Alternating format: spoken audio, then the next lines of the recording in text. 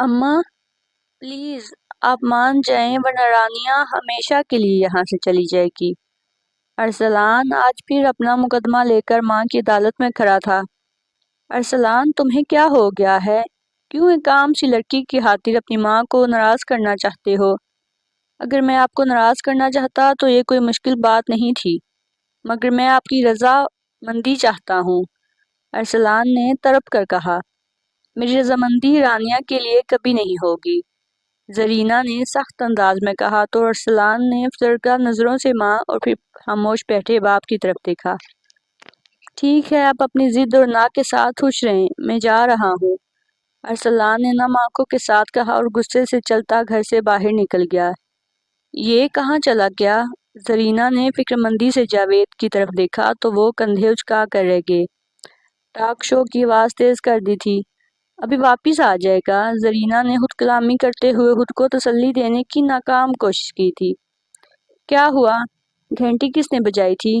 ماریا نے حیرانی سے بیرونی دروازے کے پاس پریشانی سے چکر لگاتی رانیہ کو دیکھ کر پوچھا تو رانیہ ٹھک ٹھک کر رہ گئی۔ ارشد بھائی ابھی باہر گئے ہیں، ان کی واپسی کا انتظار کر رہی ہوں، رانیہ نے اپنے آنسو چھپاتے ہوئے جلدی سے کہا تو ماریا حیرانی سے اسے دیکھنے لگی۔ ارشد کہاں گئے ہیں؟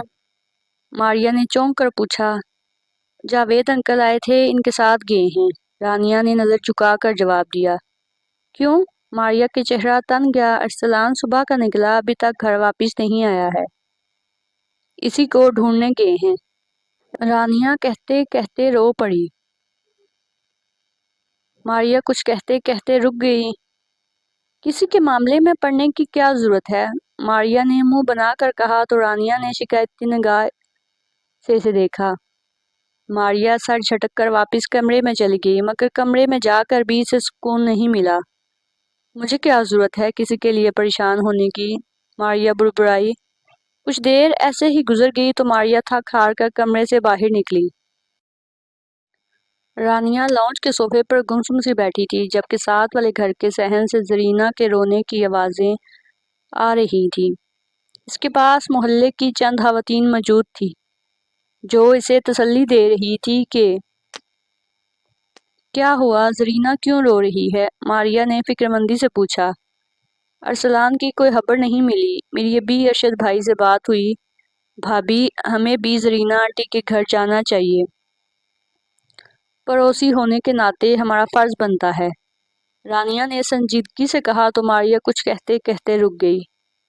ہاں چلو، ماریا نے ایک نظر سوئے بچوں پر ڈالی اور کمرے کا دروازہ احتیاط سے بند کر کے رانیہ کے ساتھ گھر سے باہر چلی گئی۔ زرینہ کے گھر کا بیرونی دروازہ کھلا تھا۔ زرینہ صحن میں رکھی کرسی پر بے حال بیٹھی رو رہی تھی۔ محلے کی کچھ عورتیں اسے چپ کروانے کی کوشش میں تھی۔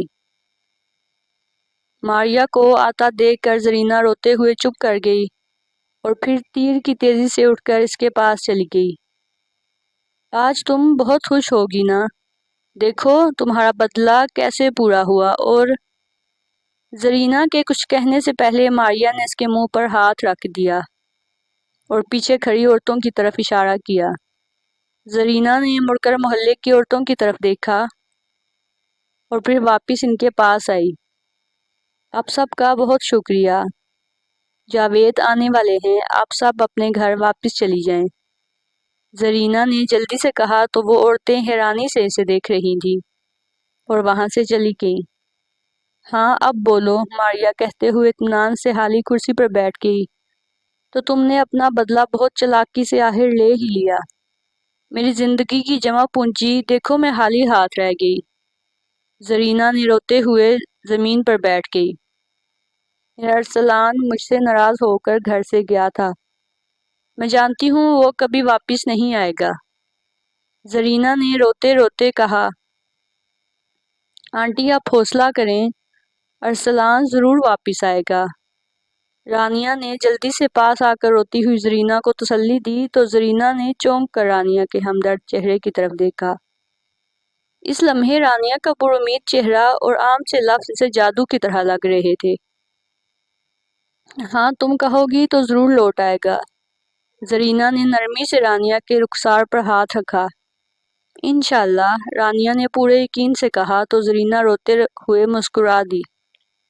اسی لمحے اسے احساس ہوا کہ سچی محبت وہ نہیں تھی جو جاوید اس نے اپنے مفاد کے لیے کی تھی۔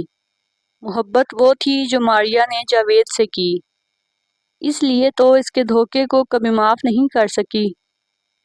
محبت وہ ہے جو رانیہ اور ارسلان نے ایک دوسرے سے کی۔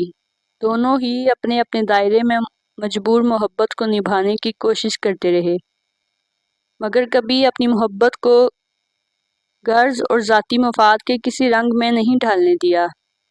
اگر دونوں اپنے اپنے گھر والوں سے بغاوت کرتے تو دونوں جاوید اور زرینہ کی طرح مفاد پرست اور خود غرض کہلاتے۔ ماریا، کیا تم مجھے معاف نہیں کرو گی؟ زرینہ نے سنجیدگی سے کچھ دور کرسی پر بیٹھی ماریا کی طرف دیکھا۔ کیا فرق پڑتا ہے، اتنی عمر تو گزر گئی، ماریا نے تھکے انداز میں کہا۔ فرق پڑتا ہے، ہمارے سامنے روشن سویرا ہے۔ زرینہ نے رانیہ کی طرف دیکھ کر کہا تو ماریا خاموش نگاہوں سے اسے دیکھ کر رہ گئی۔ اس روشن سویرے سے پہلے دھوکے کی کالی رات میں نے کاٹی ہے۔ ماریا نے نرم لہجے میں لب کاٹے تھے۔ معاف کر دو، تمہاری معافی سے مجھے سکون اور میرے گھر کو خوشیاں ملیں گی۔ زرینہ نے کہتے ہوئے ہاتھ جوڑ دیے تو ماریا بے بسی سے لب کاٹنے لگی۔ رانیہ حیرانی سے ان دونوں کو دیکھنے لگی، جن کی آنکھوں میں آنسو اور چہرے پر ماضی کے کچھ بدنما رنگ واضح تھے۔ اس سے پہلے کہ زرینہ کچھ اور کہتی، بیرونی دروازہ کھلا۔ ان تینوں نے ایک ساتھ چونک کر دروازے کی طرف دیکھا تھا۔ ارشد اور جاوید زخمی ارسلان کو سہارا دے کر اندر لا رہی تھی۔ کیا ہوا میرے بچے کو؟ زرینہ تڑپ کر اپنی جگہ سے اٹھی، ارسلان کے پاس پہنچ کر اسے اپنے گلے سے لگا کر رو پڑی۔ اماں، میں ٹھیک ہوں، معمولی سا حادثہ ہوا ہے، ارسلان نے نکاہت سے کہا۔ شکر ہے ارسلان کی جان بچ گئی ہے۔ بائک تو پوری تباہ ہو گئی ہے، جاوید نے فکرمندی سے کہا اور ارسلان کو کرسی پر بٹھا دیا۔ ارسلان کے ماتھے پر پٹی بندھی ہوئی تھی جبکہ ایک ٹانگ بھی متاثر ہوئی تھی۔ بازو پر کافی خراشیں آئی تھی، مگر حادثہ ہوا کیسے؟ زرینہ نے ارسلان کے زخم دیکھتے ہوئے پوچھا۔ ارسلان شام کو کام سے واپسی پر ایک دوست سے ملنے گیا، وہاں ایک تیز رفتار گاڑی نے اسے ٹکر مار دی۔ حادثہ شدید تھا، بائک تو تباہ ہو گئی جبکہ ارسلان کو چوٹ لگنے کی وجہ سے بے ہوش ہو گیا۔ ارسلان کے پرس کی تلاشی کے درمیان جاوید بھائی کا نمبر ملا جس پر کال کر کے اطلاع دی گئی۔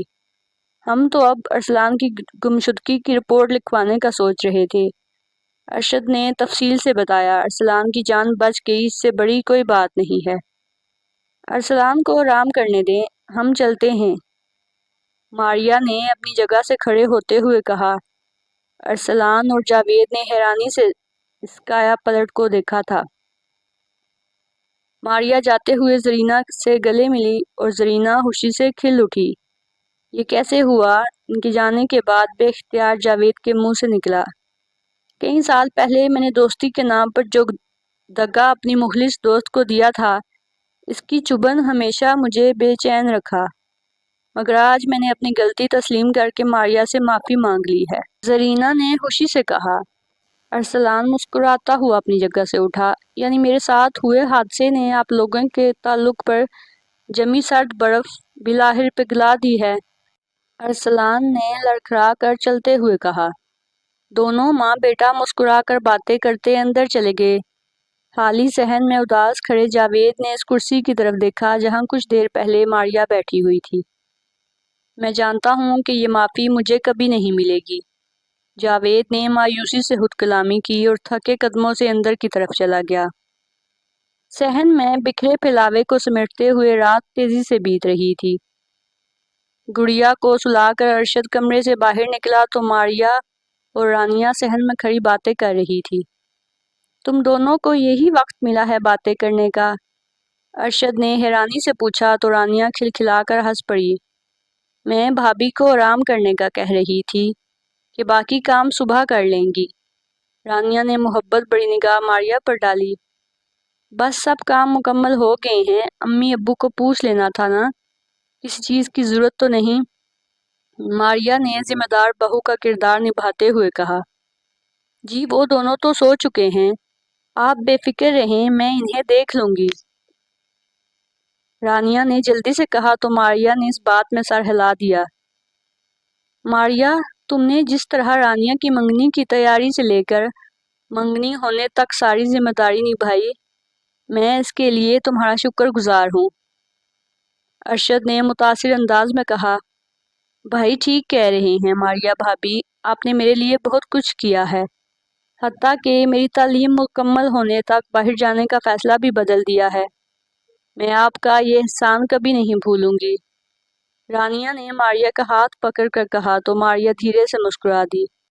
میں جانتی ہوں کہ محبت سے دیکھے خواب جب ٹوٹتے تو کتنی تکلیف ہوتی ہے۔ اس چبھن اور اذیت ساری زندگی ساتھ رہتی ہے۔ میں نہیں چاہتی تھی کہ تمہاری آنکھوں کے سنہرے خواب چکنا چور ہوں۔ ماریا نے معنی خیز انداز میں کہا تو رانیہ نے بے ساختہ نگاہ چرا لی، جبکہ ارشد حیرانی سے ان دونوں کو دیکھ رہا تھا۔ سنو، یہ کسوٹی جیسی گفتگو صبح کر لینا، میں سونے جا رہا ہوں۔ ارشد نے جمائی لی اور وہاں سے چلا گیا۔ رانیہ اور ماریا بھی اندر جانے کے لیے مڑی، جبھی ساتھ والے گھر کے صحن سے ارسلان کی بے سری اور بھاری آواز ابھری۔ سانولی سی لونی سی محبوبہ تیری چوڑیاں۔ دونوں چونک کر رک کے ایک ساتھ دیوار کی طرف دیکھا، جہاں سے ارسلان کی آواز آ رہی تھی۔ لگتا ہے تم سے منگنی کی خوشی میں اپنے رہے سہے حواس بھی کھو بیٹھا ہے۔ بھلا یہ کوئی وقت ہے گانا گانے کا؟ ماریا نے منہ بنا کر کہا اور بربراتی ہوئی اندر چلی گئی۔ رانیہ شرماتی ہوئی دیوار کی طرف بڑھی۔ اس کا ارادہ تھا کہ دیوار کے ساتھ رکھی کرسی پر کھڑے ہو کر ارسلان سے بات کرے گی۔ رانیہ جیسے ہی دیوار کے پاس پہنچی، اسی وقت زرینہ کی تیز آواز کانوں سے ٹکرائی۔ ابھی تو سانولی سی لونی محبوبہ آئی بھی نہیں اور تم دیوانے ہو کر گاتے پھر رہی ہو۔ جب وہ آ جائے گی تو تمہارا کیا حال ہوگا؟ زرینہ نے ارسلان کو جھاڑا تو وہ من منانے لگا۔ اماں ناراض تو مت ہونا، میں کب اس کے لیے گا رہا ہوں؟ یہ دیکھیں ہینڈ فری لگائے سن رہا ہوں۔ ارسلان نے ماں کو پیار سے سمجھاتے ہوئے کہا۔ دونوں باتیں کرتے ہوئے وہاں سے چلے گئے تو رانیہ بھی تیزی سے اپنے کمرے کی طرف بڑھ گئی۔ اپنی پرانی بائیک پر آفس سے واپس آتے جاوید نے اپنی گلی میں سامنے سے آتے ارشد، ماریا، علی اور گڑیا کو دیکھا۔ ماریا کے چہرے پر اندرونی خوشی تھی، وہ ہنستے ہوئے آج بھی پہلے کی طرح دلکش اور حسین لگ رہی تھی۔ جاوید کے دل میں ایک کسک اٹھی اور اس نے بے اختیار نگاہیں جھکا لی، کیونکہ نگاہ بھر کر دیکھنے کا حق تو وہ برسوں پہلے کھو چکا تھا۔ وہ تینوں پاس آئے تو ارشد نے ہوش اخلاقی سے اونچی آواز میں سلام کیا تو جاوید نے مسکرا کر جواب دیا اور آگے بڑھ گیا۔ اپنے گھر کے دروازے کے پاس رک کر جاوید نے گردن موڑ کر دیکھا، وہ پرائیویٹ ٹیکسی میں بیٹھ رہے تھے۔ جاوید نے گردن موڑی تو اس کی آنکھ کے کونے میں ہلکی سی نمی تھی، جہاں فاق کی کوئی دید، کوئی سسک ازل کے لیے نقوش تھی۔ یہ نمی یہ اس خوشی اور اطمینان کی تھی کہ اس کی محبت کو وہ رتبہ، وہ انمول ملا ہے جو اس کا حق تھا۔ جاوید جیسے تو بہت سے عام مرد زرینہ جیسی بہت سی عام عورتوں کے لیے ہوتے ہیں، بات تو انمول لوگوں کی ہوتی ہے، انمول احساس جو ہر کسی کے مقدر نہیں بنتے۔